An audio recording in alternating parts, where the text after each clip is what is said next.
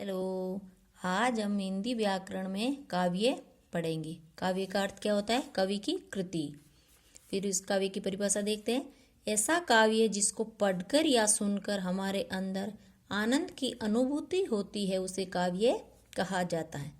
ऐसे वाक्य को पढ़कर या सुनकर हमारे अंदर आनंद की अनुभूति होती है, हमें अच्छा लगता है, उसे काव्य कहा जाता है। आचार्य विश्वनाथ जी के अनुसार काव्य की परिभाषा है वाक्यम रसात्मक काव्यम, अर्थात रस युक्त वाक्य को ही काव्य कहा जाता है। आचार्य भामा के अनुसार शब्दार्थो सहितो काव्यम, शब्द व अर्थ का साथ ही काव्य होता है।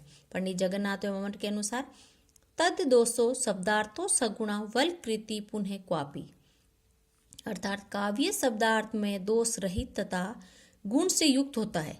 कभी कभी ये अलंकार रहित भी होता है, उसे काव्य कहा जाता है। पढ़ते हैं काव्य के पक्ष। काव्य के दो पक्ष है, भाव पक्ष व कला पक्ष। पहले देखते हैं भाव पक्ष। किसी काव्य का मूल कथन, अनुभूति या संवेदना तथा चिंतन पक्ष प्रकृति चित्रण का समावेश होता है भाव पक्ष में। कला पक्ष में क्या होता है? इसमें अपने भाव या अनुभूति को कहने का ढंग कला पक्ष होता है। काव्य के तत्व चार प्रकार के हैं: भाव तत्व, बुद्धि या विचार तत्व, कल्पना तत्व या शैली या अभिव्यक्ति तत्व।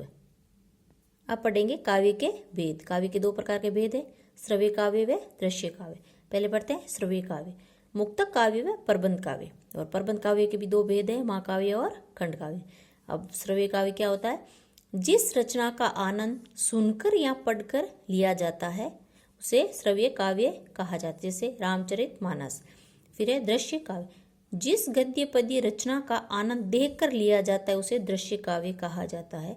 दृश्य मतलब देखना होता है, जैसे चंद्रगुप्त नाटक। फिर है श्रव्य काव्य के भेद। दो प्रकार के भेद है, मुक्त काव्य व प्रबंध काव्य। पहले देखते हैं प्रबंध काव्य। प्रबंध का अर्थ होता है विशिष्ट रूप से बंधा हुआ।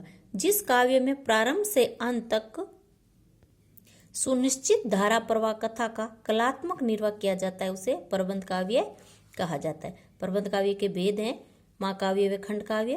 पहले देखते हैं महाकाव्य। महाकाव्य में किसी नायक विशेष का चरित्र विषयक विशेषताओं का उल्लेख किया जाता है।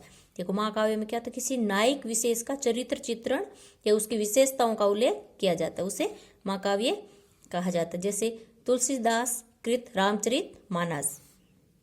दूसरा है खंड काव्य। इसमें संपूर्ण जीवन की झांकी ने देखकर जीवन के किसी एक पक्ष पर प्रकाश डाला जाता है। जीवन की छोटी छोटी घटनाएं कथा का आधार होती, उसे खंड काव्य कहा जाता है, जैसे कालिदास कृत मेघदूत। फिर दूसरा था मुक्त काव्य, जिसमें कथा कम नहीं होता, जिसके छंद अर्थ की दृष्टि से पूर्वोपर के प्रसंगों से मुक्त होते हैं, उसे मुक्त काव्य कहा जाता है। आचार्य रामचंद्र शुक्ल के अनुसार प्रबंध काव्य आदि विस्तृत वनस्थली है तो मुक्तक एक चुना हुआ गुलदस्ता है। आचार्य रामचंद्र शुक्ल ने कहा है कि प्रबंध काव्य आदि विस्तृत वनस्थली के विशाल है प्रबंध काव्य, लेकिन मुक्तक एक चुना हुआ गुलदस्ता है। फिर मुक्तक काव्य के दो भेद हैं, गेय मुक्तक व पाठ्य मुक्तक। गेय मुक्तक में क्या होता है?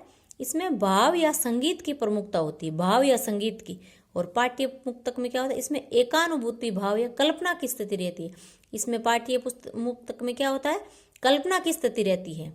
ये थे हमारे काव्य।